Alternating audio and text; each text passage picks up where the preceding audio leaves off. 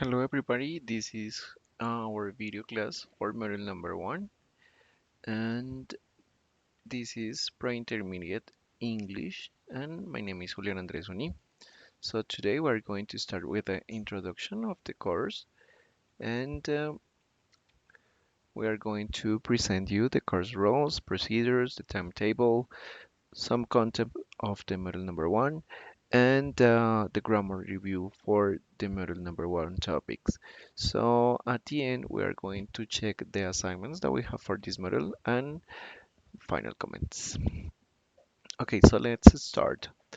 For the course introduction, remember that we have 8 weeks course and this is divided into 3 terms.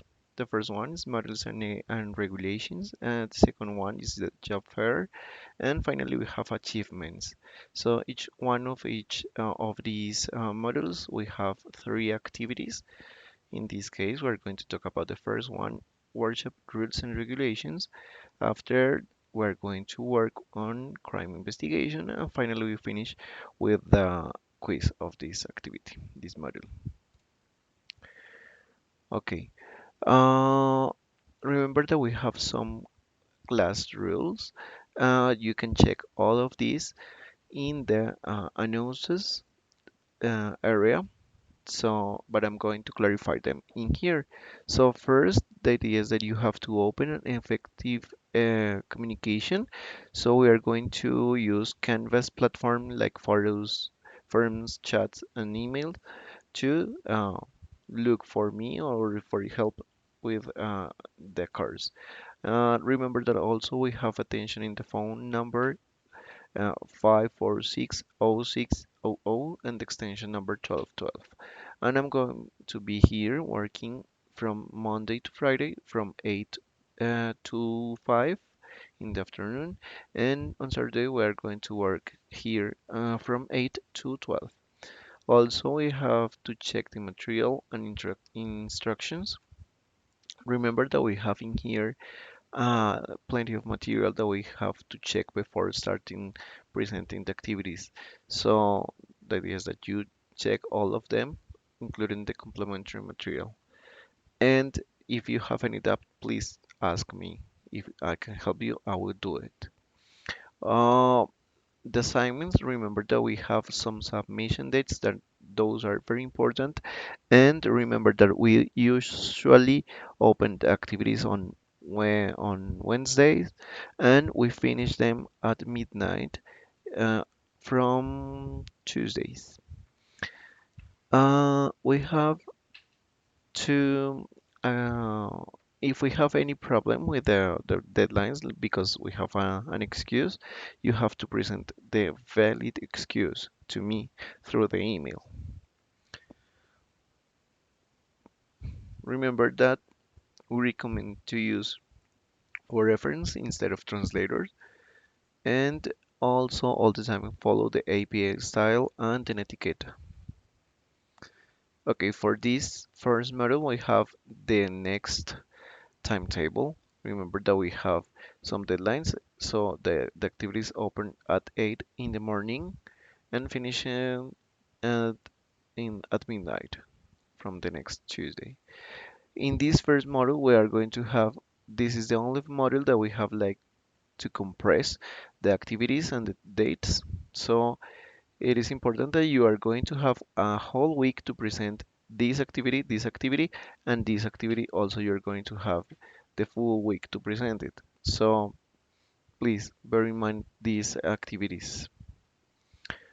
Okay, so for the model, we're going to identify the differences between have and must to, and we are going to use the simple past in a visual representation to describe events from the past. And also we're going to use the past continuous in a visual representation to express actions in progressions in the past. Okay, so we're moving to our first topic of the night. Okay, we are going to check modal verbs and we are going to start with must. Must, as you may know, is a modal verb. That means that an action is an obligation or a person that motivates you strongly to complete an action. For example, I must practice guitar to win the contest. So, to make it clear, un verbo modal, el verbo must, nos indica una obligación o una motivación personal muy fuerte para hacer algo. Este must al español se traduciría como yo debo practicar guitarra para ganar el concurso. So, going back to English, we must study to pass the exam. So, as we can see the pattern, we have a structure in here. Subject, I or we, plus must, plus the action verb, plus the complement. The action verb doesn't need any conjugation. No necesitamos conjugación porque recuerden que en inglés no se conjuga doble vez y el must es en sí ya una especie de conjugación. Sí me está afectando el verbo porque es un verbo junto con otro verbo. Entonces ya no debemos hacer conjugación ni de, ni la S para las terceras personas. No, vamos solamente a dejarlo así enterito como está. Then we have the negative form. In this case, negative like you must not. La negación, por supuesto, tenemos la contracción must not or mustn't. Y el ejemplo, you must not talk loud in the library. No debes hablar fuerte, loud, in the library, en la biblioteca. She mustn't smoke inside the hospital. So once again, we have the structure in here, subject plus must not or mustn't, and the action verb, and we finish it with complement.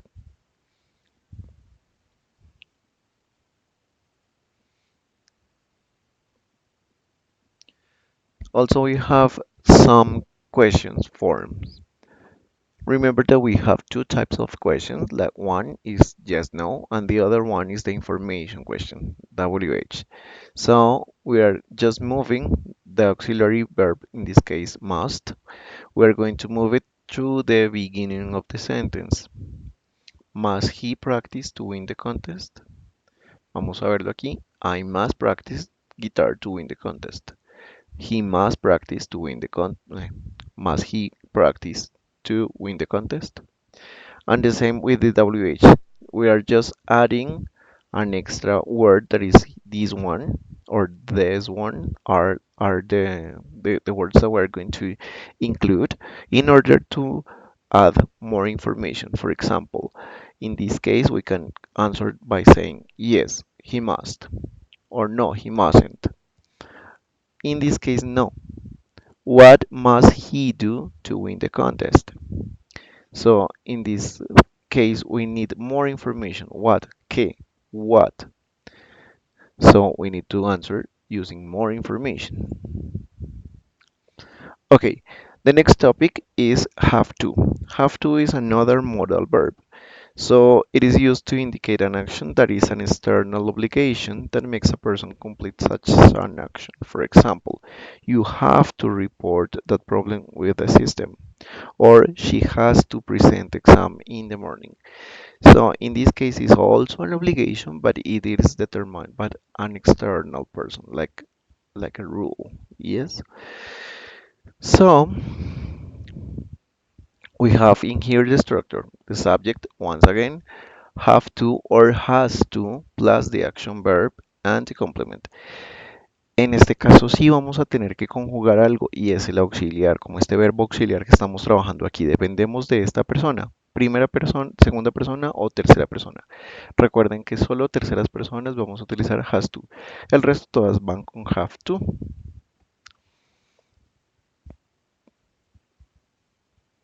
Okay.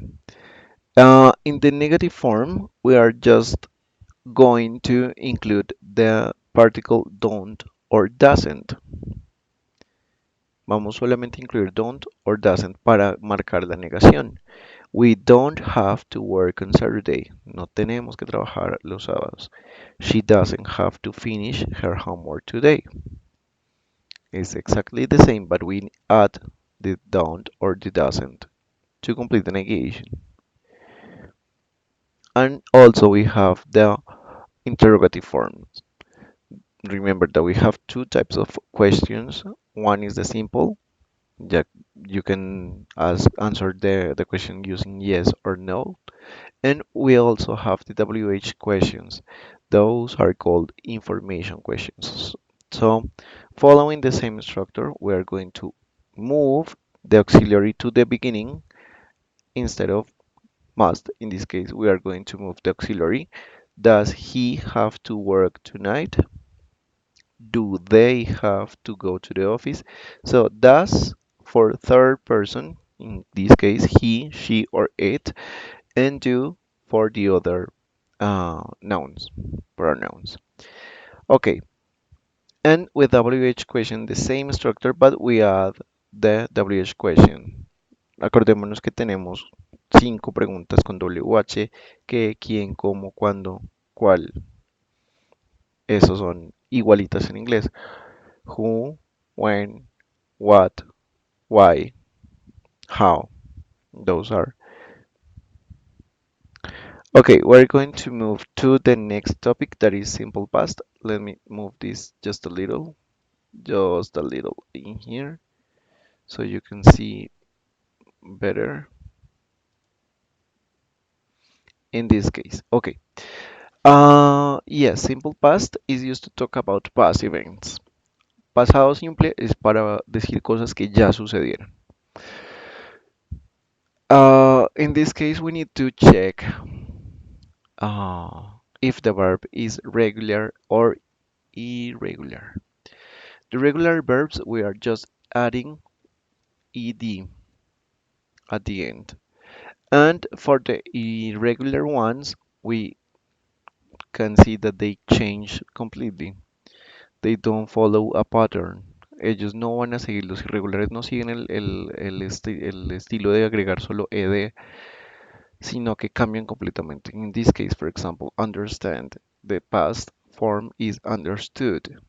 Instead of, in this case of said, it is sat, have, had, and like that. So remember that we have to use the structure. He worked there for 10 years. And we also include in this case a particle that mentions or reaffirms, emphasizes the past form of the sentence.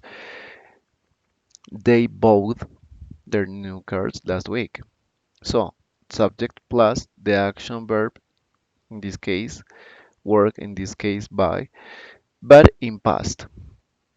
Work is regular because it finishes with ed, and by is irregular because it changes completely. And we also finish with the complement. The negative sentences, we are going to use this particle that is called did. For the negation, we're going to use didn't or didn't not, but didn't is like more common. You didn't call me last night. No me llamaste la noche anterior. She didn't celebrate. So in this case, you see that there is not any conjugation of the verb. We are just adding didn't, and we have this conjugating this. Vamos a decirlo en español para que quede un poco más claro. Cuando utilizamos un auxiliar, ese auxiliar ya me conjuga el verbo. Entonces, como en inglés no se puede conjugar doble vez el mismo verbo, ya no necesitamos cambiarle su forma. El verbo en pasado de call es called. La forma en pasado de celebrate es celebrated. Aquí tenía una D y aquí una ED. Pero como estamos usando didn't, que ya es un auxiliar de pasado, no vamos a conjugarlo. Dice, no me llamaste, no me llamaste tú, o no tú me llamaste la noche anterior. Y ahí ya quedó la forma del pasado. Entonces no es necesario que volvamos a conjugar. So, for the interrogative form, we are going to use did. We are going to move it to the beginning of the sentence. Did he travel last vacations? And the same with the WH questions. Just add the WH word at the beginning. So where did they travel as vacations? In here, we're going to move to the next topic that is past continuous. Past continuous is used to indicate an action that was in progress in some moment of the past. Se diferencia del pasado simple porque el pasado simple comenzó y terminó en el pasado, pero el pasado continuo la acción estuvo desarrollándose por algún momento, por algún tiempo que ya sucedió. For example, I was working when my phone rang. They were starting in the afternoon. Supongamos que ya es de noche. Ellos estuvieron estudiando en la tarde. Ya la tarde se terminó. Entonces, esa acción la estuvieron desarrollando por un cierto tiempo, pero pues ya terminó. So, in this case, we're going to use the same structure. Subject plus was or were, that is the past of verb be. So, was or were, the action verb using the ing form and the complement. ¿Por qué este sí tiene una conjugación? Porque es progresivo, ¿vale? Yo estuve trabajando. Okay. Remember that the past of verb be we use was for I, for he, for she, and for it, and where we use it for you, for we, and for they. Okay, to create the negative form of this past continuous, we're going to use the negation in the auxiliary. In this case, we are going to use weren't or wasn't. For the questions, as the same like the we have seen in this video class before, we're going to move the auxiliary verb, in this case, was or were at the beginning. So we need to move the verb from here to the beginning. So was he working when my phone rang? Were they starting in the afternoon? And the same with the WH questions. We are just adding this extra WH question at the beginning. Okay, so I'm going to show you the instructions for this activity, for this module. Sorry to do this to show you. Oh, sorry, it was in here. Yes, this one. Okay. We're going to show you the modules. Remember that we also have to work these cards from models. We always need to go to new models. And in here we have the material that we're going to have. You're going to have able the video class in here always. And in here we have the activities. This is a workshop. You can present it like for the whole week up to August the 6th. Pueden presentar esta actividad todo el tiempo hasta que sea el 6 de agosto. Dos veces pueden presentarla de aquí hasta allá. And crime investigation is an assignment. Crime investigation sí es una tarea. Entonces esa también la van a poder presentar hasta el 13 de agosto. Y este quiz tienen solamente 75 minutos para presentarlo porque es el parcial de nuestro módulo. Entonces entramos aquí, aunque está en formato de evaluación, recuerden que es una tarea, es un taller y lo pueden presentar. Ustedes en lugar de decirle vista previa, les sale aquí presentar, lo pueden presentar, entrar y salir de él cuantas veces quieran, siempre y cuando no sea el 6 de agosto. Al 6 de agosto a la medianoche se cerró y ya no pueden volverlo a presentar. Entonces aquí tienen toda la información. Cada pregunta tiene, o como cada punto tiene su explicación o lo que se está pidiendo para que ustedes lo desarrollen. ¿Vale? Bien, Crime Investigation, que sí es una tarea, aquí sí se les pide que hagan un producto. Entonces deben estar presentando el producto que se solicita. Ok, if it loads, okay, in here. So you have to follow the steps that we ask you in here. So continue reading this, and here you are going to present to submit. In here you are going to have a bottom instead of saying publicar. En lugar de esto les va a salir presentar y ahí presentan lo que se está solicitando aquí. En este caso, un video hablando sobre pues el crimen, ¿cierto? Usando un pasado simple.